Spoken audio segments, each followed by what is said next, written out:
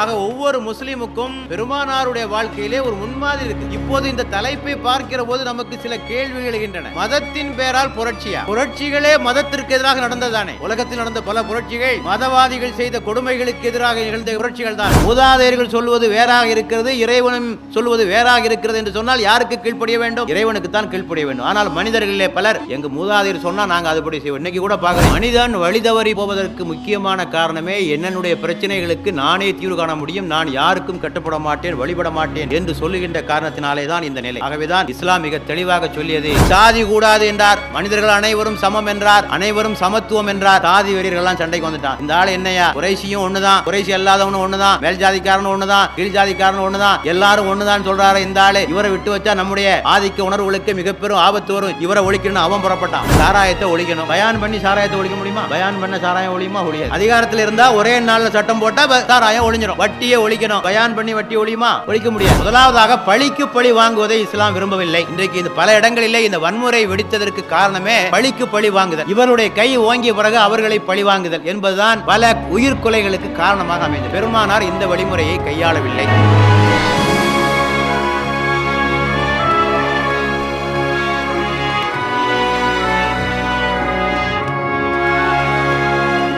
எல்லா புகழும் ஏக வல்லவனாகிய அல்லாஹ் சுப்ஹானஹு வ தஆலா அவன் ஒருவனுக்கே உரியது. சாந்தியும் சமாதானமும் பெருமானார் ஸல்லல்லாஹு அலைஹி வஸல்லம் அவர்கள் மீதும் அவர்களுடைய உற்றார் உறவினர்கள் மீதும் சஹாபாக்கள் மீதும் அல்லாஹ்வின் நல்லடியார் அனைவர் மீதிலும் உண்டாவதாக. அன்புக்குரிய பெரியோர்களே, சகோதரர்களே, தாய்மார்களே, அஸ்ஸலாமு அலைக்கும் வரஹ்மத்துல்லாஹி வ பரகாத்துஹு. இறைவன் திருமறையிலே குறிப்பிடுகின்றான், நபியிடத்திலே உங்களுக்கு ஒரு அழகிய முன்மாதிரி இருக்கிறது. உஸ்வத்துன் ஹசனா, லகத் கான லக்கும் ஃபீ ரசூலில்லாஹி உஸ்வத்துன் ஹசனா. ஆக ஒவ்வொரு முஸ்லிமுக்கும் பெருமானாருடைய வாழ்க்கையிலே ஒரு முன்மாதிரி இருக்குது. எந்த காரியத்தை செய்தாலும் பெருமானார் அவர்கள் எப்படி செய்தார்கள், இன்றைக்கு பெருமானார் உயிரோடு வாழ்ந்தால் எப்படி செய்வார்கள் என்று எண்ணி பார்த்து செய்வதுதான் நபியின் மீது கொண்ட அன்பிற்கான அடையாளம். ஒருவரை நேசிப்பது உண்மையானால் அவர் எப்படி செய்தாரோ அதுபோலெல்லாம் செய்வதுதான் நேசத்திற்கு அடையாளம். சலவாத்து சொல்வதும் நேசத்தினுடைய அடையாளம்தான். அதுபோல அதைவிடவும் முக்கியமானது அவர் எப்படி வாழ்ந்தாரோ அப்படி வாழ்ந்து காட்டுவது.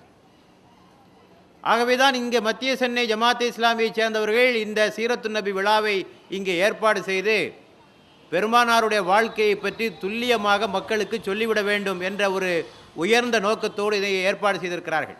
ஆகவே இந்த நிகழ்ச்சியிலே கலந்து கொள்கின்ற நீங்கள் இந்த விவரங்களை எல்லாம் உண்மையாக கவனித்து உங்களுடைய வாழ்க்கையை செம்மைப்படுத்திக் கொள்வதற்கு எல்லாம் வல்ல அல்லாஹ் தௌஃபீக் தந்தருள்வானாக.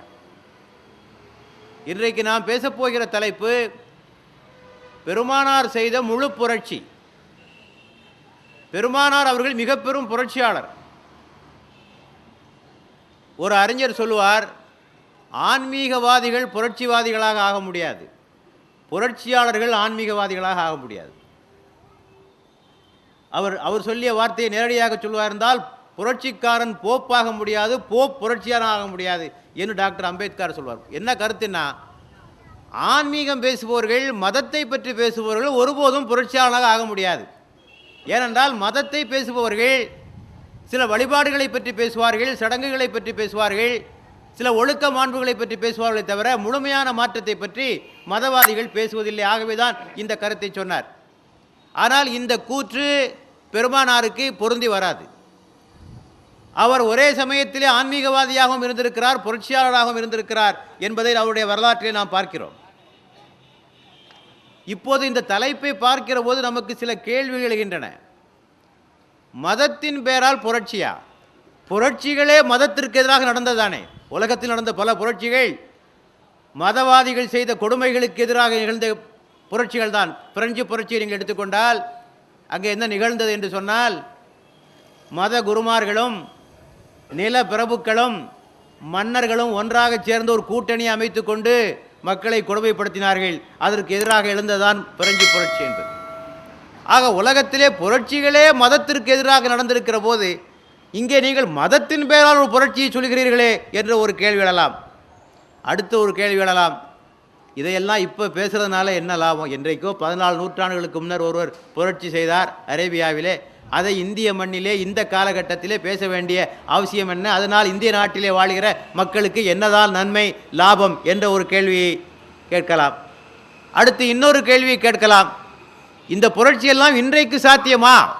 அது அன்றைக்கு சாத்தியமாக இருந்தது. ஒரு நபி, ஒரு இறை தூதர் அதை செய்தார், அவரால் சாதிக்க முடியும். இன்னும் நம்மால் முடியுமா? அதை பற்றி இப்போது பேசுவதிலே என்ன பலன் என்று சிலர் கேட்க முடியும்.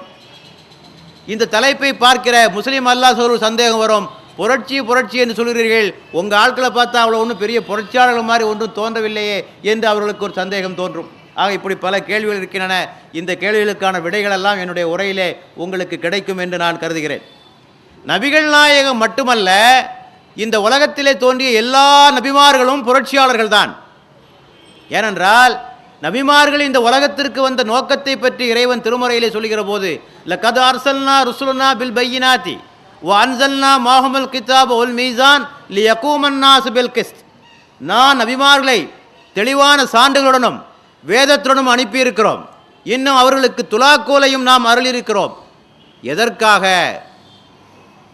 அவர்கள் நீதியை இந்த உலகத்திலே நிலைநாட்டுவதற்காக. நபிமார்கள் வந்த நோக்கம் அக்கிரமங்கள், அநியாயங்கள், அநீதிகள் இவற்றை ஒழித்து ஒரு நீதிமிக்க அமைதிமிக்க சமுதாயத்தை உருவாக்குவதும் நபிமார்களுடைய நோக்கம். வணக்க வழிபாடுகளை ஏவுவது மட்டும் அவருடைய நோக்கமாக இல்லை. ஒவ்வொரு நபியுடைய வரலாற்று நீங்கள் பாருங்கள். ஆது கூட்டத்தார்கள் ஆணவம் பிடித்து அலைந்தார்கள். அவர்களுக்கு எதிராக நபி ஹூத் அலைஹிஸ்ஸலாம் அவர்கள் குரல் கொடுத்தார்கள். அவர்கள் சொன்னார்கள், ஆது கூட்டத்தார் சொன்னார்கள், மன் அஷத்து மின்னா கூவத்தன், எங்களை விட சிறந்த பலசாலியார் என்று ஆணவம் பிடித்து அலைந்தவர்கள். அதை போல தமூது கூட்டத்தார், அவர்களுக்கு எதிராக நபி சாலிஹ் அலைஹிஸ்ஸலாம், அதற்கு பின்னாலே நூஹ் அலைஹிஸ்ஸலாமுடைய காலத்திலே ஜாதி வெறி தலைபிரித்து ஆடியது, அவர்களுக்கு எதிராக நபி நூஹ் அலைஹிஸ்ஸலாம். அதே போல இப்ராஹிம் அலைஹிஸ்ஸலாமுடைய காலத்திலே நம்ரூதுடைய அட்டகாசம், அவருடைய காலத்திலேயும் ஜாதி பிரிவினைகள் இருந்தன அன்றைய சமுதாயத்திலே, அதற்கு எதிராக அவர்கள் குரல் கொடுத்தார்கள். மூசா அலைஹிஸ்ஸலாம் காலத்திலே ஃபிரௌனுடைய கொடுமைகள், அதற்கு எதிராக அவர்கள் குரல் கொடுத்தார்கள். அல்லாஹ்வே சொல்றான், போங்க நீங்கள் ரெண்டு பேரும் போய் இதஹபா இலா ஃபிரௌன், மூசாவையும் பார்த்து ஹாரூனை பார்த்து இறைவன் சொல்கிறான், நீங்கள் இருவரும் அந்த ஃபிரௌனிடத்திலே சென்று பிரச்சாரம் செய்யுங்கள். இன்னஹு தா, அவன் வரம்பு மீறிவிட்டான், அவனிடத்திலே நீங்கள் சென்று மென்மையாக பேசுங்கள், அவன் திருந்தக்கூடும் அல்லது அவன் அஞ்சக்கூடும் என்று குர்ஆன் சொல்கிறது. ஆக அவனுக்கு எதிராக நபி மூசா அலைஹிஸ்ஸலாம், அளவைகளிலே நிர்வைகளிலே மோசடி செய்த மக்களுக்கு எதிராக நபி ஷுஐப் அலைஹிஸ்ஸலாம், ஒருபால் உறவு ஓரினச் சேர்க்கை என்ற அசிங்கமான அருவருக்கு தகுந்த காரியத்தை செய்து கொண்டிருந்த சமுதாய மக்களுக்கு எதிராக நபி லூத் அலைஹிஸ்ஸலாம். இப்படி ஒவ்வொரு நபியும் அவர்கள் வாழ்ந்த காலத்தில் இடந்த அநீதிகளுக்கு எதிராக குரல் கொடுத்திருக்கிறார்கள். ஆகவே தான் பெருமானார் அவர்களும் இது பட்டியலிலே வருகிறார்கள். அல்லாஹ் சொல்கிறான், பெருமானாரை குர்ஆனிலே அறிமுகப்படுத்துகிற போது எப்படி அறிமுகப்படுத்துகிறான்? யஅமுருஹும் பில் மாரூஃப் வ யன்ஹாஹும் அனில் முன்கரி வ யுஹில்லு லஹுமுத் தய்யிபாத்தி வ யுஹர்ரிமு அலைஹிமுல் ஹபாயித வ யலவு அன்ஹும் இஸ்ரஹும் வல் ஆலால் அல்லதி கானத் அலைஹிம். இவர் நன்மையை ஏவுவார், தீமையை விலக்குவார், நல்லவற்றை உங்களுக்கு ஆகுமானதாக ஆக்கி வைப்பார், கெட்டவற்றிலிருந்து உங்களை தடுத்து விடுவார், உங்களை அழுத்தி கொண்டிருக்கின்ற சுமைகளை அகற்றுவார், உங்களை பிணைத்திருக்கிற விலங்குகளை அவர் ஒடிப்பார் என்று திருமறையிலே பெருமானாரை பற்றி இறைவன் சொல்லுகிறார். ஆக நன்மையை ஏவுதல், தீமையை விலக்குதல், மனிதனை அழுத்தி கொண்டிருக்கக்கூடிய சுமைகளை அகற்றுதல், விலங்குகளை ஒடித்தல் என்று பெருமானாரை பற்றி இறைவன் திருமறையை அறிமுகப்படுத்துகிறார். ஆக இவற்றையெல்லாம் வைத்து பார்க்கிற போது பெருமானார் அவர்கள் மட்டுமல்ல, இந்த உலகத்திலே தோன்றிய அத்தனை இறை தூதர்களும் அநீதிகளுக்கு எதிராகவும் அக்கிரமங்களுக்கு எதிராகவும் குரல் கொடுத்து மக்களை காப்பாற்றுகின்ற பணியைத்தான் அவர்கள் செய்திருக்கிறார்கள் என்பதை நாம் தெளிவாக புரிந்து கொள்ள வேண்டும். முதலாவதாக ரெவல்யூஷன், புரட்சி என்றால் என்ன, அதற்கு என்ன விளக்கம்? ஒரு அறிஞர் தருகிற விளக்கம், a far reaching and drastic changes especially in ideas and method. சிந்தனையிலும் செயலிலும் முழுமையான முடிவான மாற்றங்களை கொண்டு வர வேண்டும். சிந்தனையிலும் மாற்றம் கொண்டு வர வேண்டும், செயலிலும் மாற்றம் கொண்டு வர வேண்டும். அது ஃபார் ரீச்சிங், முழுமையான மாற்றங்களை கொண்டு வர வேண்டும். டிராஸ்டிக்காக, தீர்க்கமான முடிவுகளை கொண்டு வர வேண்டும். இவற்றை யார் செய்கிறாரோ அவருக்கு பேர் தான் புரட்சியாளர் என்பது. முழுமையான மாற்றத்தை, தீர்க்கமான மாற்றத்தை சிந்தனையிலும் ஏற்படுத்த வேண்டும், செயலிலும் ஏற்படுத்த வேண்டும். இதனை செய்பவர்கள் தான் புரட்சியாளர் என்று கருதப்படுவார்கள். இந்த அளவுகோலை வைத்துக்கொண்டு பார்க்கிற போது பெருமானார் ஸல்லல்லாஹு அலைஹி வஸல்லம் அவர்கள் செய்த புரட்சி இந்த அளவுகோலுக்கு ஒத்து வருவதை நாம் பார்க்கிறோம். அன்றைய அரேபியா எப்படி இருந்தது என்பது உங்களுக்கெல்லாம் தெரியும். அடிக்கடி மீலாது மேடைகளில் சொல்லப்பட்ட கருத்து. அவருடைய ஆன்மீக கோட்பாடு எப்படி இருந்தது, அரசியல் கோட்பாடு எப்படி இருந்தது, பொருளாதாரம் எப்படி இருந்தது, சமூகம் எப்படி இருந்தது என்பதெல்லாம் உங்களுக்கு தெரியும். ஒரு நாளைக்கு ஒரு தெய்வத்தை, ஒரு சிலையை வணங்குதல், 360 நாளைக்கு 360 சிலைகளை வணங்குவதை தங்களுடைய பழக்கமாக வைத்துக் கொண்டிருந்தார்கள். கடவுளுக்கு பெண்மக்கள் உண்டு என்று நம்பினார்கள். வீட்டை விட்டு வெளியே சென்றால் 4 கற்களை எடுத்து சொல்வது, 3 கற்களை அடுப்பு கூட்டுவதற்காக, 1 கல் வணங்குவதற்காக என்ற ஒரு கொள்கையை வைத்திருந்தவர்கள் அவர்கள். இறைவனை நெருங்குவதற்கு குட்டி தேவதைகள் உண்டு. இறைவனை நேரடியாக நெருங்க முடியாது, இந்த குட்டி தேவதைகள் மூலமாகத்தான் இறைவனை நெருங்க வேண்டும் என்ற ஒரு கருத்தை வைத்திருந்தார்கள். சமூகத்துறையிலே அவர்களிடத்திலே ஜாதி முறை இருந்தது. அரபுக்கள் அல்லாத உலகத்தை நன்றாக பிரித்தார்கள். உலகத்தை ரெண்டாக தான் போட்டாங்க, அரபி அஜமி. அரபி என்றால் பேச தெரிந்தவன், அஜமி என்றால் ஊமை, ஒன்றும் தெரியாதவன். ஆக அரபி அல்லாத இனமெல்லாம் மோசமான இனம் என்றுதான் அவருடைய அதிகாரத்திலே அர்த்தம் சொல்லப்பட்டிருந்தது. குறைஷி அல்லாதவர் என்று பிரித்தார்கள். அவர்களுக்குள்ளும் 1008 உட்பிரிவுகள். இப்படி ஜாதி வெறி பிடித்தவர்களாக வாழ்ந்து கொண்டிருந்தார்கள். அடிமை முறை அவரிடத்திலே இருந்தது. பெண்களை அடிமைப்படுத்தினார்கள், உயிரோடு புதைத்தார்கள், பெண்களுக்கு உரிமைகளை மறுத்தார்கள், பெண்களை ஒரு வியாபார பொருளாக, கமர்ஷியல் கமாடிட்டி, வியாபார பொருள், விற்கலாம், வாங்கலாம், எது வேணாலும் செய்யலாம், இப்படிப்பட்ட நிலையிலே பெண்களை நடத்தி கொண்டிருந்தார்கள். மதுவிலே மூழ்கியிருந்தார்கள், விபச்சாரத்திலே மூழ்கியிருந்தார்கள், சூதிலே, வட்டியிலே. இவையெல்லாம் அன்றைய காலத்தில் இருந்த பல்வேறு தீமைகள் என்பதனை நான் உங்களுக்கு சொல்லி காட்ட வேண்டிய அவசியமில்லை. இத்தனையும் மாற்ற வேண்டிய பொறுப்பு பெருமானாருக்கு இருந்தது. இத்தனையுமே மாற்றி காட்டினார்கள். ஆகவே தான் நாம் அவரை புரட்சியாளர் என்று சொல்கிறோம். பொதுவாக புரட்சிகள் என்று சொல்லுகிற போது ஏதாவது ஒரு துறையிலே மாற்றத்தை கொண்டு வந்திருப்பார். இன்றைக்கு பிரெஞ்சு புரட்சி என்று சொல்லுகிறோம். பிரெஞ்சு புரட்சி நடந்தது என்ன? அன்றைய ஆட்சியாளர்களை அப்புறப்படுத்தினார்கள், அதான் நடந்தது. அங்கே ரஷ்ய புரட்சி, அக்டோபர் ரெவல்யூஷன் என்று சொல்லுகிறோம். அங்கே நடந்தது என்ன? நிலமில்லாத விவசாயிகளுக்கு நிலத்தை எடுத்து பங்களித்து கொடுத்தார்கள். இதான் ரஷ்ய புரட்சி நடந்தது. இந்திய புரட்சி என்று சொல்லுகிறோம். இங்கே நடந்த காலனி ஆதிக்கக்காரர்களை அகற்றிவிட்டு நம்மவர்கள் ஆட்சிக்கு வந்தார்கள். இது இந்திய புரட்சி. இப்படித்தான் ஏதாவது ஒரு துறை, குறிப்பாக புரட்சிகள் அரசியலை மையமாக வைத்துத்தான் இருக்கும். ஆனால் பெருமானார் செய்த பெரும் புரட்சி ஒரு முழு புரட்சி. இதை எப்படி செய்தாங்க, எங்கிருந்து ஆரம்பிக்கிறாங்க, இதை தான் பார்க்க வேண்டும். அவருடைய முறை என்ன, இந்த புரட்சியை எப்படி கொண்டு வந்தார்கள் என்பதை தான் உன்னிப்பாக கவனிக்க வேண்டும். நேரடியாக நான் வட்டியை ஒழிக்க வந்தேன், நான் பெண்களுடைய கொடுமைகளை நீக்க வந்தேன், நான் சாதியை ஒழிக்க வந்தேன் என்று தன்னுடைய பிரச்சாரத்தை அவர்கள் ஆரம்பிக்கவில்லை.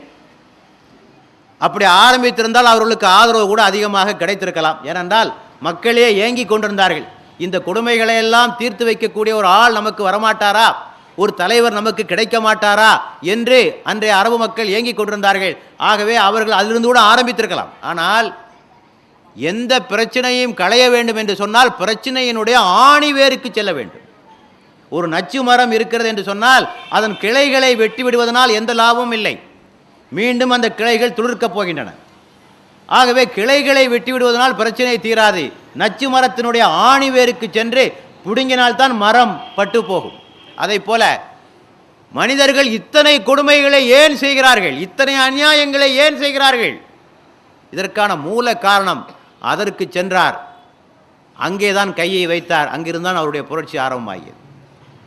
மனிதன் இத்தனை கொடுமைகளை செய்வதற்கு காரணம், மனிதன் எண்ணுகிறான் நான் இந்த உலகத்திலே சுதந்திரமானவன், எனக்கு நானே கொள்கைகளை வகுத்து கொள்ளக்கூடியவன், நான் எப்படி வேணாலும் நடந்து கொள்வேன், யாருடைய கட்டளைகளுக்கும் நான் கீழ்ப்படிய வேண்டிய அவசியம் இல்லை என்ற இந்த மனப்பான்மை, யாருக்கும் கீழ்ப்படிய மாட்டேன், யாருடைய கொள்கைகளுக்கும் நான் கீழ்ப்படிய மாட்டேன், நான் சுதந்திரமாக நடந்து கொள்வேன் என்ற இந்த மனப்பான்மை தான் தீமைகளுக்கு ஆணிவேர்.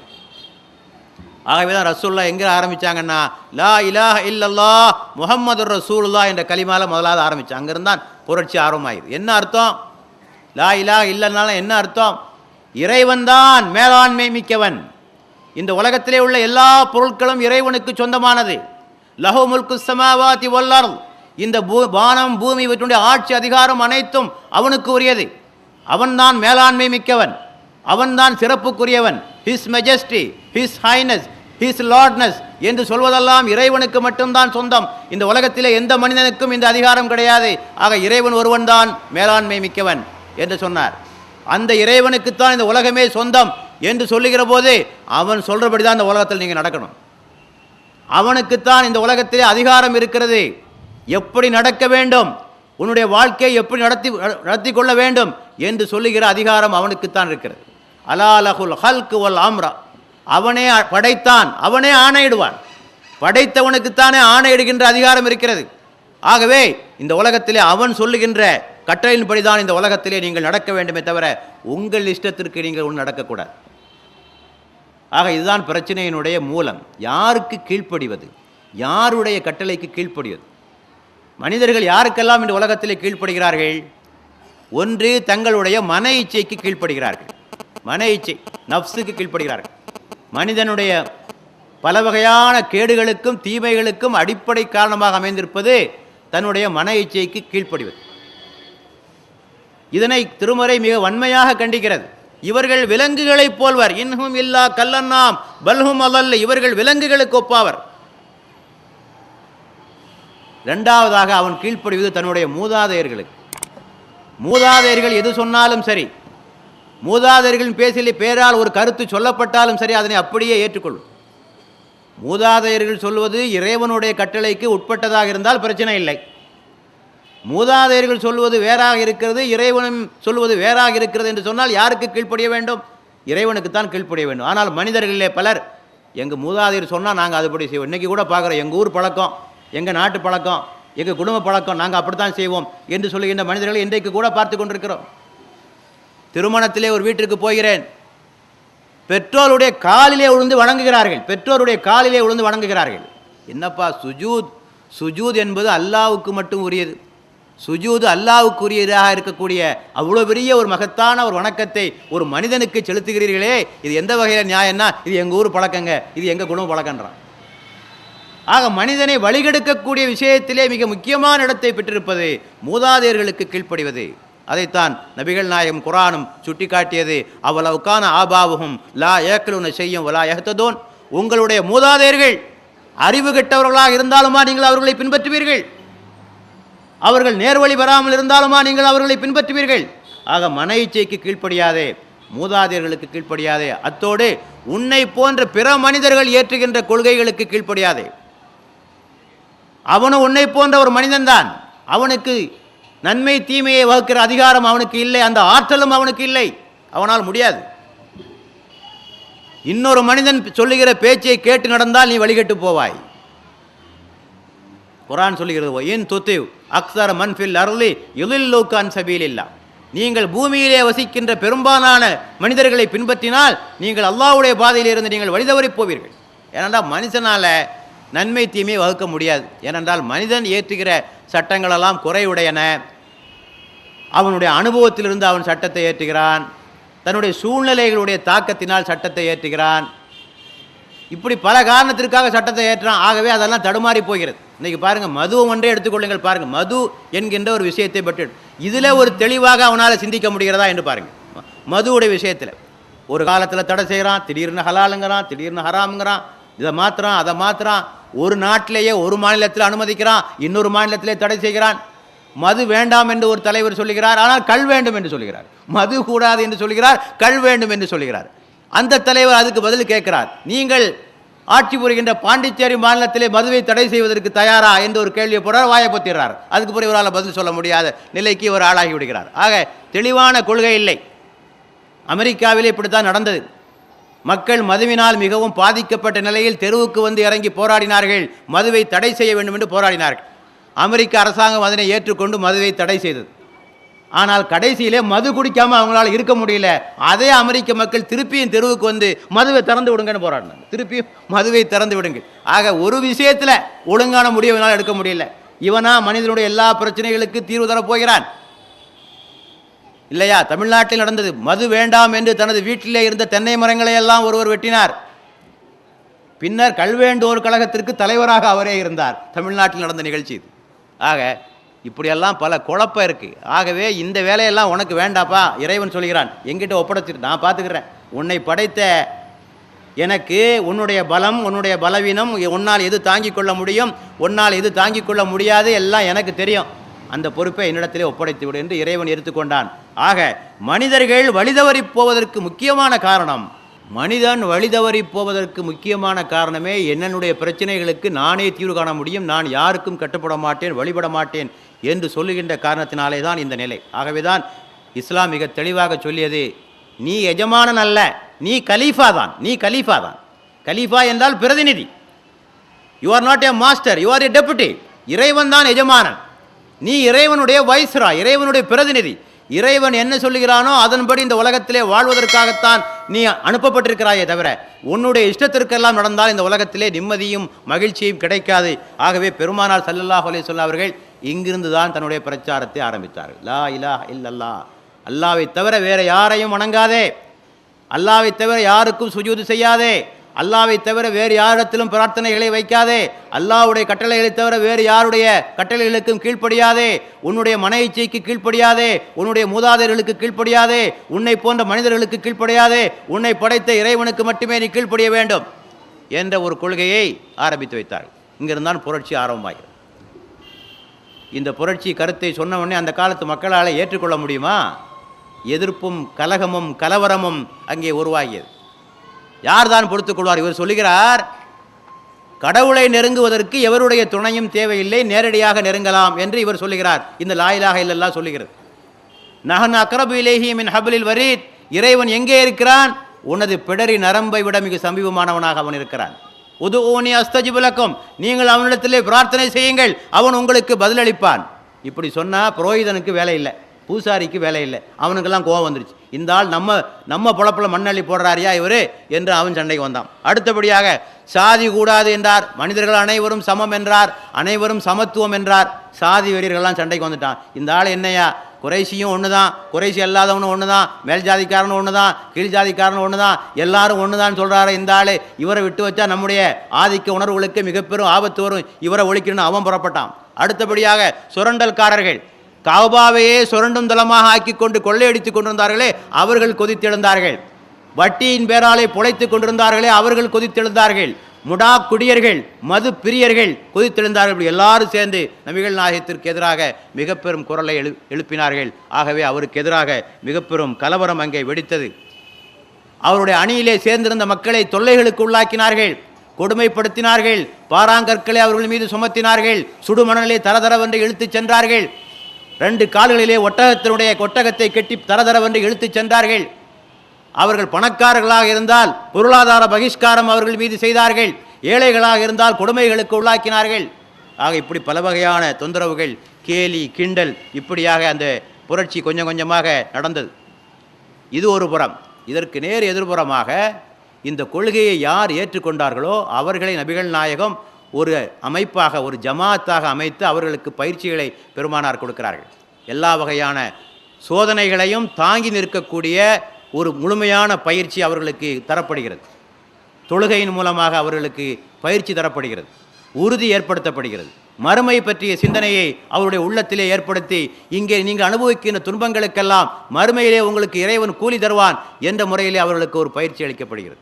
முன் சென்ற சமுதாய மக்களுடைய வரலாறுகளை எல்லாம் அவர்களுக்கு எடுத்துச் சொல்லி, இதற்கு முன்னரும் இறைவனுடைய மார்க்கத்தை ஏற்றுக்கொண்டவர்கள் இப்படிப்பட்ட கஷ்டங்களுக்குத்தான் உள்ளானார்கள், ஆகவே அதுபோன்ற சோதனைகள் உங்களுக்கும் வந்தே தீரும்.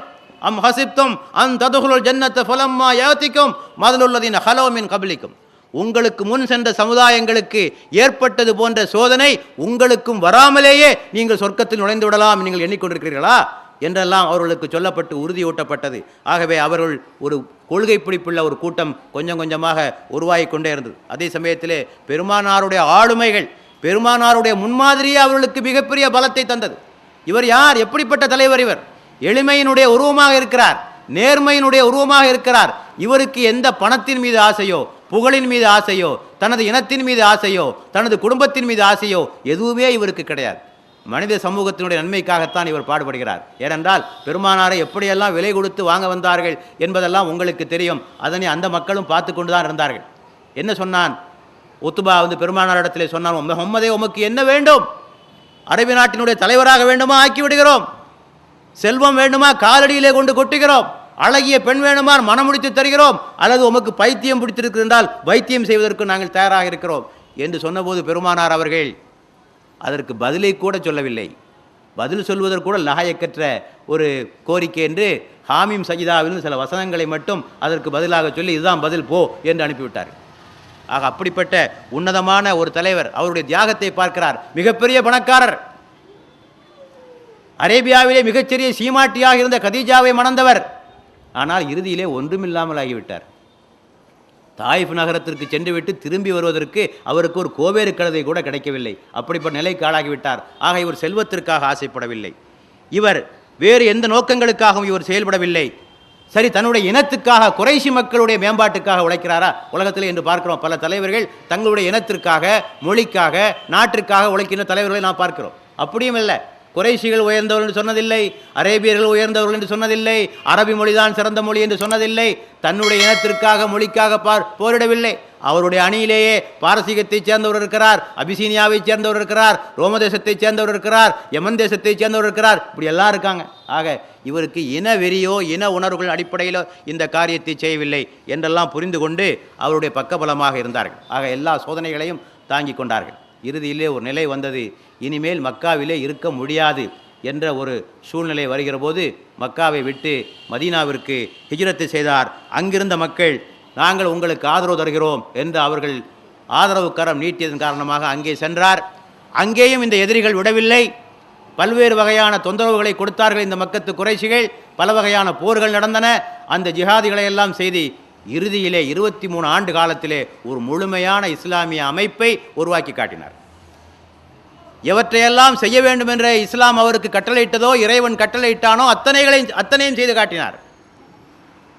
ஏகத்துவம் முழுமையாக நிலைநாட்டப்பட்டது, சிலைகள் அகற்றப்பட்டன, கஅபா மீண்டும் தௌஹீதினுடைய தலைமை பீடமாக மீண்டும் மாறியது, ஜாதி ஒழிக்கப்பட்டது, பெண்களுக்கு உரிமைகள் வழங்கப்பட்டது, மது ஒழிக்கப்பட்டது, சூது ஒழிக்கப்பட்டது, வட்டி ஒழிக்கப்பட்டது. ஆக எல்லா முழுமையான மாற்றத்தையும் இந்த 23 ஆண்டுகளுக்குள் கொண்டு வந்தார். ஆக இதான் அவர் செய்த புரட்சி. இந்த புரட்சியை எப்படி செய்தார் என்று பார்க்கிற போது அதனுடைய வழிமுறைகள் என்னவென்று பார்க்கிறது. முதலாவதாக சிந்தனை மாற்றம். புரட்சிகள் வர வேண்டும் என்று சொன்னால் முதலாவது சிந்தனை மாற்றத்தை கொண்டு வர வேண்டும்.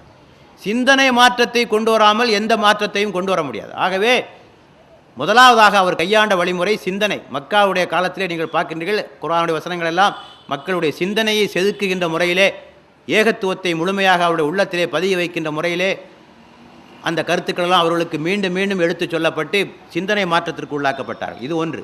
ரெண்டாவது ஒழுக்க மாற்றம். ஏனென்றால் சிந்தனை ரீதியாக மாறினால் மட்டும் போதாது, ஒழுக்க ரீதியாகவும் மனிதன் மாற வேண்டும்.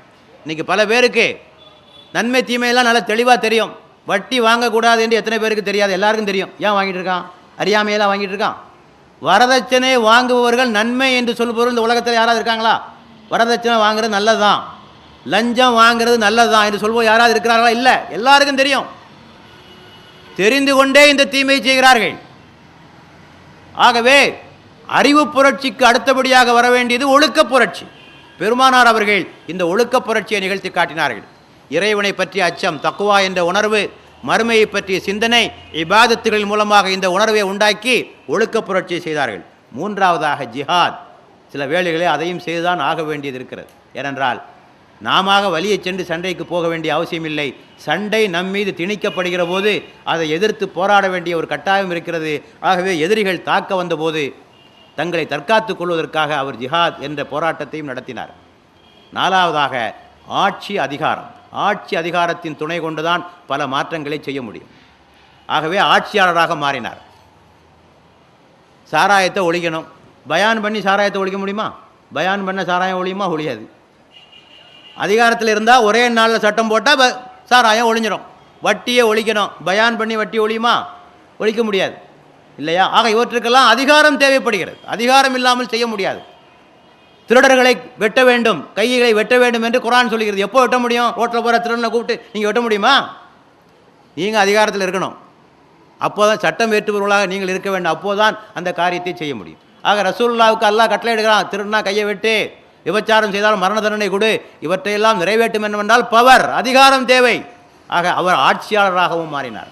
ஆக குறைந்தது 4 வழிமுறைகள். சிந்தனை மாற்றத்தை உண்டாக்கினார், ஒழுக்க புரட்சி ஏற்படுத்தினார், ஜிஹாதின் மூலமாக செய்தார், ஆட்சியின் துணை கொண்டு இவற்றையெல்லாம் செய்தார். ஒருபோதும் யார் மீதும் திணிக்கவில்லை. அதை நன்றாக புரிந்து கொள்ள வேண்டும். தனது கருத்துக்களை யார் மீதும் கட்டாயப்படுத்தவில்லை, ஏற்றுக்கொள்ளும்படியாக யார் மீதும் செய்யவில்லை. ஏனென்றால் இஸ்லாத்தினுடைய கட்டளை அப்படி. எவர் மீதும் கருத்துக்களை திணிப்பதை இஸ்லாம் வன்மையாக கண்டிக்கிறது. லா இக்ராஹ ஃபித்தீன் என்பது இஸ்லாத்தினுடைய அடிப்படை கோட்பாடுகளே ஒன்று. ஆக இந்த ஜிஹாது செய்யப்பட்டதெல்லாம் கருத்தை திணிக்கிறதுக்காக அல்ல, மார்க்கத்தை ஏற்றுக்கிறையா இல்லாட்ட ஒன்றில் 2ல் 1 பண்ணுவேன்னு சொல்வதற்காக அல்ல. அவர்கள் அக்கிரமமாக போர் தொடுக்க வந்தார்கள், அவர்களை எதிர்ப்பதற்காக செய்யப்பட்டதே ஜிஹாதை தவிர இந்த திணிப்பதற்காகவோ கட்டாய மதமாற்றம் செய்வதற்காகவோ செய்யப்பட்டதல்ல. ஆக இவைதான் இந்த புரட்சியினுடைய ஒரு சுருக்கமான வரலாறை உங்களுக்கு சொல்லியிருக்கிறேன். மக்காவிலே பல தீமைகள் இருந்தது. அந்த தீமைகளை நேரடியாக ஒழிக்கும்படியாக அவர் சொல்லவில்லை. லா இலாஹ இல்லல்லாஹிலிருந்து ஆரம்பித்தார். இறைவனுடைய கட்டளைகளுக்கு மட்டுமே கீழ்ப்படிய வேண்டும் என்று சொன்னார். அதிலிருந்து ஆரம்பித்தார். கொஞ்சம் கொஞ்சமாக மாற்றத்தை கொண்டு வந்தார். மதீனாவிலே ஆட்சி அமைத்தார் என்று சொல்லியிருக்கிறோம். இப்போது இந்த புரட்சியிலே உள்ள தனித்தன்மைகள் என்ன, சிறப்புகள் என்ன? உலகத்தில் எத்தனையோ புரட்சி நடந்திருக்கு. இஸ்லாத்தின் புரட்சி, நபிகள் நாயகம் செய்த புரட்சி எந்த வகையிலே தனித்தன்மை வாய்ந்ததாக இருக்கிறது என்பதை பார்க்க வேண்டும். முதலாவதாக தனி மனிதனையும் சீர்திருத்தினார், சமுதாயத்தையும் சீர்திருத்தினார். இதுதான் அவர் செய்த முக்கியமான மாற்றம். இன்றைக்கி உலகத்தில் நடந்த பல புரட்சிகளை பார்த்தீங்கன்னா சமுதாய மாற்றம் இருக்கும். அரசியலில் ஏதாவது மாற்றம் கொண்டு வந்திருப்பாங்க, சமூகத்துறையில் ஏதாவது மாற்றம் கொண்டு வந்திருப்பாங்க, ஜாதியை ஒழித்திருப்பாங்க, அல்லது பெண்ணடிமைத்தனத்தை ஒழித்திருப்பார்கள், அக்கிரம ஆட்சியாளரை ஒழித்திருப்பார்கள். தனி மனித சீர்திருத்தத்தை பற்றி யாருமே கவலைப்படுவதில்லை. இன்றைக்கி கூட பல கட்சிகளை நீங்கள் எடுத்துக்கிடுங்க. பல கட்சியிலே தலைவர்கள் பலர் நேர்மையானவர்களாக இருக்கிறார்கள். மிஸ்டர் கிளீன் என்னெல்லாம் அவர்களுக்கு பேர் கொடுக்கப்படுகிறது, ஊழலே செய்யாதவர்கள். ஆனால் தொண்டை எப்படி இருக்கான் அந்த கட்சியில் உள்ள தொண்டை என்ன செஞ்சாலும் இவன் கண்டுக்கிறதே இல்லை. சமீபத்திலே ஒரு எம்எல்ஏவை சந்தித்தேன். அவர் கொஞ்சம் இஸ்லாமிய பற்று உள்ளவர், இஸ்லாமிய ஆர்வமாக உள்ளக்கூடிய ஒரு எம்எல்ஏ. அவர்கிட்ட கேட்ட எப்படிங்க இருக்குது? என்ன ஏன் கேட்குறீங்க? கட்சிக்காரனே லஞ்சம் வாங்குகிறான், ரேஷன் கடையில் லஞ்சம் வாங்குகிறான். நான் தலைவர்கிட்ட போய் சொன்னேன், கண்டுக்காதப்பா, உன் வேலையை பார்த்துட்டு போப்பா, நீ அப்படி தான் இருப்பான், தொண்டன்னா அப்படி தான் இருப்பான். அவர் நேர்மையானவர் தான், தலைவரும் நேர்மையானவர் தான். கட்சிக்காரன் பிழைக்கிறது தானே கட்சியை வச்சுருக்கோம், வேறு எது கட்சியை வச்சுருக்கோம்? இதெல்லாம் ஒரு பெரிய விவகாரம் வேண்டிய எங்களிடத்துல கொண்டு வராய, இதெல்லாம் அடுத்த இந்த சப்ஜெக்ட்லாம் கொண்டு வராதான்னு சொல்லிட்டாரான். இந்த மாதிரி கட்சிக்காரன் லஞ்சம் வாங்குறான், அவன் லஞ்சம் வாங்குறான், இந்த விவகாரத்தெல்லாம் என்னிடத்திலே கொண்டு வராதே.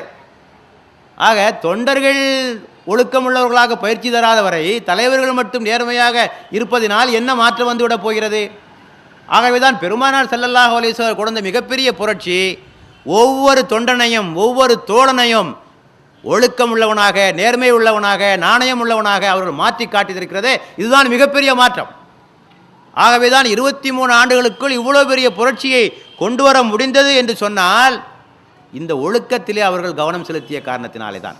இன்றைக்கு பல புரட்சிகள் தோற்று போனதற்கு காரணம், தலைவர்கள் ஆரம்பித்த காலத்தில் இருந்த ஆரம்பகட்ட தலைவர்கள் நல்லவர்களாக இருந்திருப்பார்கள், ஒழுக்கமுள்ளவர்களாக இருந்திருப்பார்கள். இயக்கம் கொஞ்சம் கொஞ்சமாக விரிவடைகிற போது எல்லோரும் அதிலும் சேர்ந்து கொள்வார்கள். யாருக்கும் கட்டுப்பாடோ பயிற்சியோ கொடுக்க முடியாமல் போய் இறுதியிலே அந்த இயக்கங்கள் அழிந்து போயிருக்கின்றன. இதுதான் நடந்திருக்கிறது வரலாற்றில். ஆனால் பெருமானார் அவர்களை உருவாக்கிய சமுதாயம் விபசாரம் செய்வதிலே முனைப்பாக இருந்தவர்கள். அப்படிப்பட்டவர்கள் தாங்களாகவே பெருமானாரிடத்திலே முன் வந்து நாங்கள் விபச்சாரம் செய்துவிட்டோம், எங்களுக்கு தண்டனை தாருங்கள் சொல்லக்கூடிய சமுதாயத்தை பெருமானார் உருவாக்கி காட்டினார்கள். மொடா குடியர்கள் ஒரு வீட்டை விட்டு வெளியே சென்றால் பின்னாலே தவறாமல் செல்லுவது மதுவும் கவிதைகளும் தான் அவருடைய மிகப்பெரும் அவர்களுக்கு உற்சாகம் தருவதே மதுவும் கவிதைகளும். கவிதைகளிலே மூழ்கி திளைப்பார்கள், மதுவிலே மூழ்கி திளைப்பார்கள். கவிதையை இஸ்லாம் அனுமதித்தது, அதில் ஒன்றும் தவறு ஒன்றும் இல்லை. மதுவை இஸ்லாம் ஒழித்தது. அப்படிப்பட்ட மொடா குடியர்கள் தங்கள் வீடுகளில் இருந்த பீப்பாய்களை தெருவிலே போட்டு உடைக்கவும் விழுங்கியதை வாந்தி எடுக்கவும் கூட ஒரு சூழ்நிலையை உருவாக்கிறார் என்று சொன்னால் இது எவ்வளவு பெரிய புரட்சி என்பதை நாம் எண்ணி பார்க்க வேண்டும். ஒரு தோழர், நபி தோழர் வரி வசூலிப்பதற்காக யூதர்களுக்கு மத்தியிலே போகிறார்.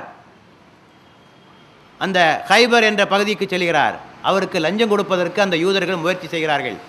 தானியத்தில் இருந்து வரி வசூலிக்க வேண்டும். அவர் என்ன செய்தார்? தானிய குவியல்களை 2ஆக பிரித்தார். ஒன்று அரசாங்கத்திற்கு சேர வேண்டும், ஒன்று உங்களுக்கு சேர வேண்டும். இதில் நீங்கள் எதை எடுத்துக்கிறீங்களோ அதை எடுத்துக்கிடுங்க, மீதியை என்னிடத்திலே ஒப்படைத்து விடுங்கள் என்று சொன்னாரே தவிர அந்த லஞ்சத்தின் வாசனையை கூட அவர் நுகரவில்லை. அதனை பார்த்துவிட்டு அந்த யூதர்கள் சொன்னார்கள், இப்படிப்பட்ட மக்களால் தான் இந்த உலகமே வாழ்ந்து கொண்டிருக்கிறது. இப்படிப்பட்ட மக்களால் தான் இந்த உலகமே வாழ்ந்து கொண்டிருக்கிறது என்று யூதர்கள் வாய்விட்டு பாராட்டினார்கள். அப்படிப்பட்ட ஒரு சமுதாயத்தை நபிகள் நாயகம் ஸல்லல்லாஹு அலைஹி வஸல்லம் அவர்கள் மிக குறுகிய காலகட்டத்திலே உருவாக்கி காட்டினார். எளிமை, உமருடைய எளிமையை சொல்ல வேண்டுமா? உமரை பார்ப்பதற்காக வெளிநாட்டு தூதர் ஒருவர் வருகிறார். எங்க உங்க கலீஃபா என்று கேட்கிறார். அந்த மரத்தடியில் தூங்கிட்டு இருக்கார் பாருங்க, அவர் தான் எங்க கலீஃபா. மரத்தடியில் தூங்குறார் பாருங்க, அவர் தான் எங்க கலீஃபா. என்னப்பா இது கலீஃபா? அது உமர் என்றால் லேசான கலீஃபாவா? அவர் அலெக்சாண்டர் பெற்ற வெற்றிகளை விட அதிகமான பகுதிகளை வெற்றி கொண்டவர் உமர் இப்னு கத்தாப் ரலியல்லாஹு அன்ஹு அவர்கள். அவர் மரத்தடியிலே தூங்குகிறார். இப்படிப்பட்டவரை உருவாக்கினார்கள் பெருமானார் ஸல்லல்லாஹு அலைஹி வஸல்லம். பாரசீக தேசம் வெற்றி கொள்ளப்படுகிறது. பாரசீக மன்னன் குஸ்ருவினுடைய விலை உயர்ந்த அந்த மணிமகுடம் கைப்பற்றப்படுகிறது. அதனை ஒரு சிப்பாய் தனது துணியால் மூடி தளபதியிடத்திலே கொண்டு கொடுக்கிறான். தளபதி கேட்கிறார், உன் பெயர் என்ன என்று கேட்கிறார். என் பெயர் உனக்கு ஏன் தெரிய வேண்டும்? என் பெயர் எந்த அல்லாஹ்வுக்கு தெரிய வேண்டுமோ அவனுக்கு தெரியும், நான் உமக்கு சொல்ல வேண்டிய அவசியம் இல்லை.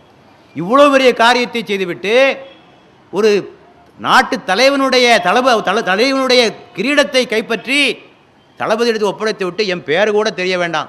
பாருங்க, அந்த அளவுக்கு புகழை விரும்பாதவர்களாக இறைவனுடைய திருப்தியை விரும்பக்கூடிய மக்களாக பெருமானார் உருவாக்கி காட்டினார்களே, இதுதான் மிகப்பெரிய புரட்சி. சுயமரியாதை மிக்கவர்களாக பெருமானார் உருவாக்கினார்கள். முஸ்லீம்கள் அகதிகளாக அபிசீனியாவிற்கு போகிறார்கள்.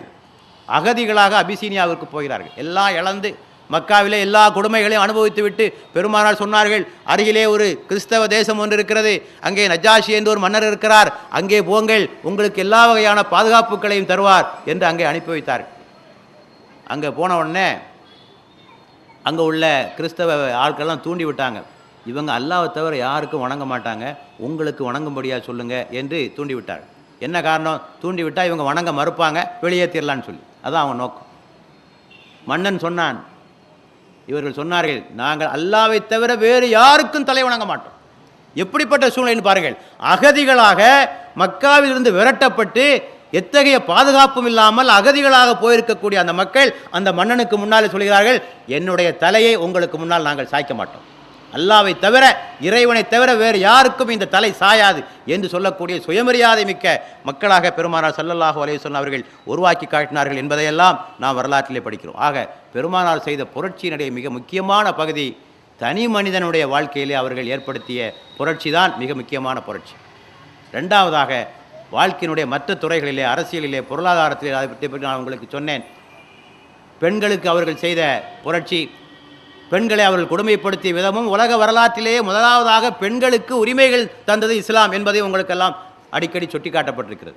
ஆக இவையெல்லாம் பெருமானார் செய்த புரட்சிகள். ஆக தனி மனித வாழ்க்கை, கூட்டு வாழ்க்கை, இவை அனைத்திலுமே அவர்கள் மாற்றத்தை கொண்டு வந்தார்கள் என்பதை நாம் பார்க்கிறோம். அடுத்தபடியாக இந்த புரட்சியில் எல்லா தரப்பு மக்களையும் அணைத்து கொண்டார்கள் என்பதால் மிக முக்கியமான செய்தி. பொதுவாக புரட்சிகள் நடைபெறுகிற போது தொழிலாளர்களுக்கான புரட்சி வந்தால் அங்கே முதலாளிக்கு இடம் இருக்காது, தாழ்த்தப்பட்டவருடைய புரட்சி வந்தால் உயர் சாதிக்காரர்களுக்கு அங்கே இடம் இருக்காது, இல்லையா? பெண்களுக்கான புரட்சி என்றால் ஆண்கள் அங்கே ஒதுக்கப்படுவார்கள். ஒரு நாட்டு புரட்சியில் இன்னொரு நாட்டவர் தூக்கி வீசப்படுவார்கள். இங்கே பெருமானார் எல்லா தரப்பு மக்களையும், உயர் சாதிக்காரர்கள் அவர் அணியிலே சேர்ந்து கொண்டார்கள், தாழ்த்தப்பட்டவர்கள் அணியிலே சேர்ந்து கொண்டார்கள். இதுதான் பெருமானார் செய்த மிகப்பெரிய புரட்சி. யார் குறைஷிகள் என்று தங்களை பெருமையாக ஜாதி வெறி பிடித்தவர்களாக தங்களை உயர்ந்த ஆதிக்க சக்தி உணர்வுகளாக படைத்துக் கொண்டார்களோ அவர்களையும் தாழ்த்தப்பட்ட மக்களையும் கைகுலுக்க செய்தார்கள் பெருமானார் ஸல்லல்லாஹு அலைஹி வஸல்லம். இந்த புரட்சியில் ரெண்டு பேருக்கு இடம் இருக்கிறது. இதுதான் மிகப்பெரிய மாற்றம். இந்த உலகத்தில் அப்படிப்பட்ட புரட்சிகள் நடைபெறுவதில்லை. இன்னொரு சமுதாயத்தை வெறுப்பதும் இன வெறுப்பு செய்வதும் அவர்களுக்கு எதிராக துவேஷத்தை கிளப்புவதும் தான் வேலை. நம்ம நாட்டிலே பாருங்கள், தாழ்த்தப்பட்ட மக்களுக்கு கை கொடுப்பதற்காக என்ன செய்கிறார்கள்? இன்னொரு சமுதாயத்தின் மீது வெறியை உண்டாக்குகிறார்கள், இன வெறுப்பு கொள்கையை உண்டாக்குகிறார்கள், அவர்களை துவேஷிக்கும்படியாக செய்கிறார்கள். அவர்கள் இவர்களை வெறுக்கிறார்கள், இவர்கள் அவர்களை வெறுக்கிறார்கள். ஒரே சண்டையாக நடந்து கொண்டிருப்பதை நாம் பார்க்கிறோம். திடீரென்று இந்த சேனை வந்து அந்த சேனையை தாக்குகிறது, அந்த சேனை வந்து இந்த சேனையை தாக்கி கொண்டிருக்கிறது. ஜாதி ஒன்றும் ஒளிஞ்சபாடாக இல்லை. பெருமானார் அவர்கள் இந்த அணுகுமுறையை கையாளவில்லை. ஏனென்றால் குர்ஆன் சொல்கிறது, இது குந்தும் ஆதா ஃபஅல்லஃப பைன குலூபிக்கும் ஃபஅஸ்பஹ்தும் பிநிஅமதிஹி இஹ்வானா. நீங்கள் ஒரு காலத்திலே பகைவர்களாக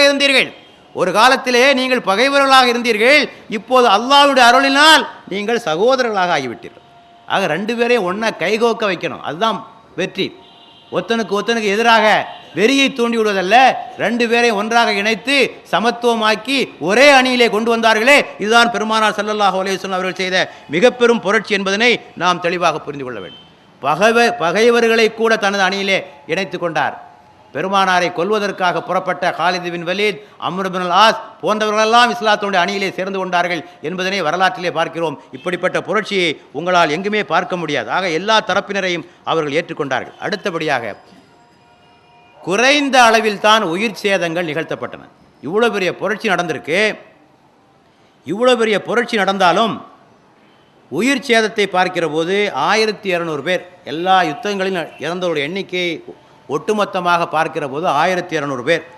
பிரெஞ்சு புரட்சியிலே இறந்தவர்கள் 65 லட்சம் பேர். பிரெஞ்சு புரட்சியிலே இறந்தவர்கள் 60 லட்சம் பேர், 65 லட்சம் பேர். ரஷ்ய புரட்சியிலே இறந்தவர்கள் 1 கோடி பேர் என்பதையெல்லாம் நாம் கணக்கிலே வைத்துக்கொள்ள வேண்டும். ஆக அந்த அளவுக்கு பார்க்கிற போது மிக குறைந்த உயிரிழப்புகளிலே மிக பெரும் புரட்சியை பெருமானார் உருவாக்கி காட்டினார். ஏனென்றால் இந்த வன்முறையை, இந்த வன்முறையல்ல பலத்தை பயன்படுத்துவதிலே இஸ்லாம் ஒரு தெளிவான கொள்கை இருக்கிறது. முதலாவதாக பழிக்கு பழி வாங்குவதை இஸ்லாம் விரும்பவில்லை. இன்றைக்கு இந்த பல இடங்களிலே இந்த வன்முறை வெடித்ததற்கு காரணமே பழிக்கு பழி வாங்குதல், இவருடைய கை ஓங்கிய பிறகு அவர்களை பழி வாங்குதல் என்பதுதான் பல உயிர்கொலைகளுக்கு காரணமாக அமைந்திருக்கு. பெருமானார் இந்த வழிமுறையை கையாளவில்லை. பழிக்கு பழி வாங்குவதற்கான வாய்ப்புகள் அவர்களுக்கு கிடைத்த போதும் அவர்கள் அதனை செய்யவில்லை. சில பேரை தண்டித்தார்கள். யார்? பொதுமக்களுடைய உயிர்களை எடுத்தவர்கள், பொது சொத்துக்களுக்கு சேதம் விளைவித்தவர்கள், குழப்பத்தை உண்டாக்கிய சிலரை தவிர கொள்கை ரீதியாக எதிர்த்து அத்தனை பேரையும் மன்னித்தார்கள். குறிப்பாக அவர்களுக்கு யார் துரோகம் செய்தார்களோ அவர்களை எல்லாம் மன்னித்தார்கள். இஸ்லாமிய அரசுக்கு துரோகம் செய்தவர்கள் தண்டித்தார்கள், தனக்கு தனிப்பட்ட முறையிலே துரோகம் செய்தவர்களை எல்லாம் அவர்கள் மன்னித்தார்கள். ஆகவே இந்த பழிக்கு பழி வாங்குதல் என்பது கிடையாது. நன்மையை கொண்டே தீமையை தடுங்கள். குர்ஆன் அப்படித்தான் சொல்கிறது. இதுபா ஃபில்லதி ஹிய அஹ்ஸனு ஸய்யா, நன்மையை கொண்டே நீங்கள் தீமையை தடுங்கள். ஒரு தீமைக்கு இன்னொரு தீமை தீர்வல்ல, நன்மையை கொண்டே தீமையை தடுக்க வேண்டும் என்ற கொள்கையின் அடிப்படையிலே பெருமானார் செயல்பட்டார்கள். அடுத்தபடியாக போரை எவ்வளவு தவிர்க்க முடியுமோ அவ்வளவு தவிர்த்தார். தவிர்க்க முடிந்த காலகட்டங்கள்லாம் தவிர்த்தாங்க. இதற்கு மிகச்சிறந்த உதாரணம் ஹுதைபியா உடன்படிக்கை தான். மிகச்சிறந்த உதாரணம் ஹுதைபியா உடன்படிக்கை. உங்களுக்கு எல்லாம் தெரியும் இல்லையா? எவ்வளவு விட்டு கொடுக்க முடியுமோ அவ்வளோ விட்டு கொடுத்து அந்த உடன்படிக்கையை செய்து கொண்டார்கள்.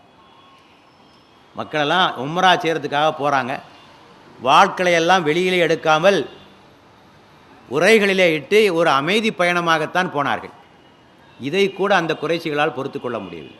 இந்த ஆண்டு ஹிஜ்ரத்து செய்யக்கூடாது, அடுத்த வருஷம்தான் வரணும், வந்தால் சில நாட்கள் மட்டும்தான் தங்கியிருக்கணும், உடனே திரும்பிடணும் என்றெல்லாம் கண்டிஷன்களை போட்டு மக்காவிலிருந்து யாராவது இங்கு தப்பி வந்தால் அவர்களை நாங்கள் திருப்பி அனுப்ப மாட்டோம், ஆனால் மதீனாவிலிருந்து யாராவது அங்கே வந்தால் அவர்களை நீங்கள் திருப்பி அனுப்ப வேண்டும் என்றெல்லாம் ஷரத்துக்களை போட்டு இப்படி பல்வேறு வகையான குழப்பங்களை எல்லாம் செய்தால் அத்தனையும் விட்டு கொடுத்தார்கள். காரணம், அதில் ஒரு நிபந்தனை இருந்தது. இன்னும் 10 ஆண்டுகளுக்கு யுத்தம் நடைபெறாது, இன்னும் 10 ஆண்டுகளுக்கு யுத்தம் நடைபெறாது என்ற ஒரு கோரிக்கை அதில் இருந்தது. பெருமானார் அவர்கள் அதைத்தான் பிடித்து கொண்டார்கள். அந்த அமைதி தான் அன்றைய சூழ்நிலை தேவைப்பட்டது. அந்த அமைதியை பயன்படுத்தி கொண்டு இஸ்லாத்தை வளர்த்தார்கள். ஆக அமைதியை விரும்புபவர்களாகத்தான் பெருமானார் இருந்தார்கள். ஆகவே குறைந்த அளவிலே உயிர் சேதங்கள், இது ஒன்று அந்த புரட்சியினுடைய மிக முக்கியமான தன்மை. அடுத்தபடியாக குறைந்த காலகட்டம், 23 ஆண்டுகள் இவ்வளவு மாற்றங்களை கொண்டு வருவதற்கு 23 ஆண்டுகள் என்பது மிக குறைந்த காலகட்டம் தான். மிக குறைந்த காலகட்டத்திலே இத்தனை மாற்றங்களை கொண்டு வந்திருக்கிறார்கள். ஆக புரட்சியினுடைய சிறப்பு தன்மைகளை பார்க்கிற போது தனி மனித வாழ்க்கையிலும் மாற்றம், சமூகத்துறையிலும் மாற்றம், எல்லா தரப்பினரையும் அணைத்து கொண்டது, குறைந்த அளவில் உயிர் சேதம், குறைந்த காலகட்டம் என்பதாக நாம் இந்த புரட்சியை சொல்ல முடியும். இப்போது இறுதி பகுதிக்கு வருவோம். சரி, இந்த புரட்சியெல்லாம் கேட்குறதுக்கு நல்லா இருக்குது, இன்றைக்கி சாத்தியமாக அதை சொல்லுங்கள். இவ்வளோ நேரம் எங்களெல்லாம் உட்கார வச்சு, எங்கிருந்த ஆளை எங்களெல்லாம் ஒன்றா கூப்பிட்டு வச்சு இவ்வளோ நேரம் 14 நூற்றாண்டுக்கு முன்னால் இந்த புரட்சியை 3/4 மணி நேரமாக பேசுனீங்க, இதனால் என்ன லாபம், இப்போ ஏதாவது நடக்குமா, அதை சொல்லுங்கள் என்று உங்களே பலர் கேட்கலாம். சாத்தியம்தான், எப்போதும் சாத்தியம். சஹாபாக்களைப் போல இஸ்லாத்தை சரியான கோணத்திலே புரிந்து கொள்வதற்கு நீங்கள் தயாராக இருந்தால் சாத்தியம். சஹாபாக்கள் இஸ்லாத்தை எப்படி புரிந்து கொண்டார்கள்? நம்மை போன்று வெறும் மதமாக புரிந்து கொள்ளவில்லை. இஸ்லாத்தை ஒரு வெறும் வணக்கங்களுடைய தொகுப்பாக புரிந்து கொள்ளவில்லை. நமக்கு இஸ்லாம் என்றால் தொழுகை, நோன்பு, ஜக்காத்து, ஹஜ்ஜு, இவற்றை தாண்டி எதுவுமே கிடையாது. குர்ஆனில் இவ்வளோதான் இருக்கா? வேறு ஒன்றுமே இல்லையா? குர்ஆனுடைய எல்லா பக்கங்களும் இந்த 4-5 விஷயங்கள் தான் சொல்லப்பட்டிருக்கிறதா? பெருமானாருடைய வாழ்க்கையிலே இந்த 5 விஷயத்திற்கு மட்டும்தான் முன்மாதிரி இருக்கிறதா? வேறு விஷயத்துக்கு முன்மாதிரி இல்லையா?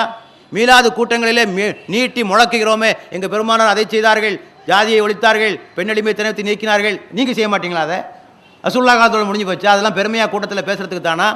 ஆக சஹாபாக்கள் எப்படி இஸ்லாத்தை புரிந்து கொண்டார்களோ, இஸ்லாத்தை அவர்கள் ஒரு மதமாக புரிந்து கொள்ளவில்லை, இஸ்லாத்தை ஒரு மார்க்கமாக புரிந்து கொண்டார்கள். வாழ்க்கை நெறியாக, தீனாக புரிந்து கொண்டார்கள். மார்க்கமாக மட்டுமல்ல, இஸ்லாத்தை ஒரு இயக்கமாக புரிந்து கொண்டார்கள். இயக்கம் என்றால் மாற்றத்தை கொண்டு வருகிற ஒரு சித்தாந்தத்திற்கு பெயர் தான் இயக்கம் என்பது. ஆகவே அவர்கள் இயக்கமாக புரிந்து கொண்டார்கள். அதுபோன்று இன்றைய முஸ்லிம்களும் புரிந்து கொண்டிருப்பார் என்று சொன்னால் அது சாத்தியம்தான். அதை போல சஹாபாக்கள் உழைத்ததை போல உழைப்பதற்கு தயாரா? மாற்றங்கள் கொண்டு வருவதற்கு தயாரா? கஷ்டப்படுவதற்கு தயாரா? தியாகங்கள் செய்வதற்கு தயாரா?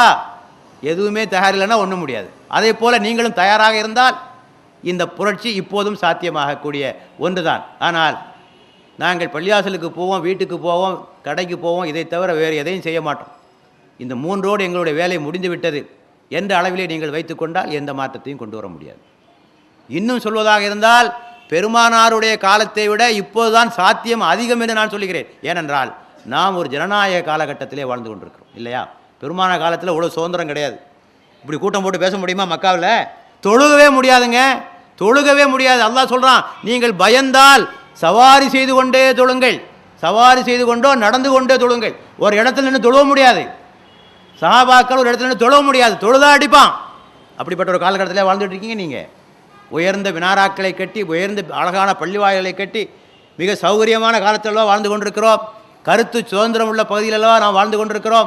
நம்முடைய கருத்துக்களை சொல்லவும் பிரச்சாரம் செய்யவும் உள்ள ஒரு காலகட்டத்திலெல்லாம் வாழ்ந்து கொண்டிருக்கிறோம். ஆக பெருமானார் காலத்திலே இருந்ததை விட சாத்தியக்கூறுகள் இப்போதுதான் அதிகம்.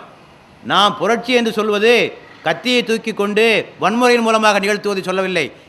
நாம் மக்கள் மத்தியிலே ஒரு சிந்தனை புரட்சியை உண்டாக்கி அவர்கள் அதன் மூலமாகத்தான் நாம் புரட்சியை உண்டாக்க விரும்புகிறோம் தவிர நாம் வேறு வன்முறையின் மூலமாக அதனை செய்ய விரும்பவில்லை. ஆகவே இப்போது சாத்தியம்தான்.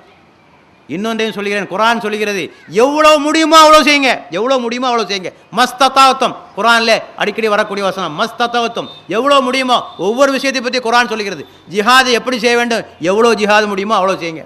குரான் எவ்வளோ ஓத வேண்டும், குரானில் பதில் இருக்கு. உங்களால் எவ்வளோ ஓத முடியுமோ அவ்வளோ குரான் ஓதுங்க. எல்லாத்துக்கும் இப்படி தான் சொல்லியிருக்கு. தீமையை கண்டால் கரத்தால் தடு, இல்லம் எஸ்தாத்தாவத்து, அது முடியாவிட்டால் நாவினால் தடு. எவ்வளோ முடியுமோ அவ்வளோ செய், முடியாது என்று முடங்கி விடாதே.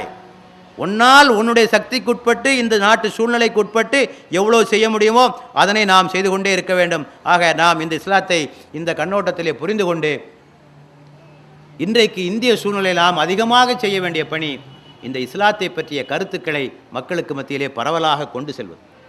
இஸ்லாம் என்றால் என்னவென்றே அறியாமல் வாழ்ந்து கொண்டிருக்கிறார்கள்.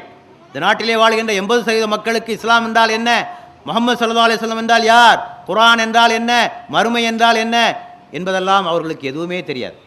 பிரச்சனைகளுக்கான தீர்வு என்ன, ஜாதி பிரச்சனைக்கான தீர்வு என்ன, பொருளாதார பிரச்சனைக்கான தீர்வு என்ன, இதெல்லாம் அவர்களுக்கு தெரியாது. ஆக அவற்றையெல்லாம் சொல்லி கொஞ்சம் கொஞ்சமாக இந்த மாற்றத்தை ஏற்படுத்துவோம். அல்லாஹ் நாடுகிற போது அந்த புரட்சி நடக்க வேண்டிய சமயத்தில் நடக்க வேண்டிய இடத்தில் சரியாக அது நடந்தே தீரும். நம்முடைய கடமை எவ்வளோ முடியுமோ அவ்வளோ செய்ய வேண்டும். ஏனென்றால் பல நபிமார்களுடைய வரலாற்றில் பார்க்கிறோம், எல்லா நபிமார்களும் பெருமானாரை போல வெற்றி பெறவில்லை. சில நபிமார்களால் 100 பேரை கூட சேர்க்க முடியல, 50 பேரை கூட சேர்க்க முடியல, ஒரு ஆளை கூட சேர்க்க முடியல. இதெல்லாம் நடந்திருக்கு. ஆக விளைவுகளை பற்றி நமக்கு கவலை இல்லை. எத்தனை பேர் நமது அணியில் சேர்ந்தார்கள், எத்தனை பேர் நம்முடைய கருத்துக்களை ஏற்றுக்கொண்டார்கள், இதை பற்றி நம்முடைய கவலை இல்லை. நம்முடைய ஒரே கவலை செய்தியை மக்களுக்கு எடுத்துச் சொல்வதுதான். ஆக அந்த முறையிலே இந்த கருத்துக்களை சொல்ல வேண்டும் என்று கூறிக்கொண்டு இதனை குறித்து நீங்களும் ஆழமாக சிந்தித்து இஸ்லாமிய அறிவை நீங்கள் பெருக்கிக் கொண்டு மற்றவர்களுக்கும் இஸ்லாத்தை எடுத்துச் சொல்ல வேண்டும் என்று அன்பாக கேட்டுக்கொண்டு இந்த அளவோடு வாய்ப்பளித்தவர்களுக்கு நன்றி கூறி விடைபெறுகிறேன். எல்லா புகழும் இறைவன் ஒருவனுக்கே. வாஹிரு தாவானா அல்ஹம்துலில்லாஹி ரப்பில் ஆலமீன். வஸ்ஸலாமு அலைக்கும் வரஹ்மத்துல்லாஹி வபரகாத்துஹு.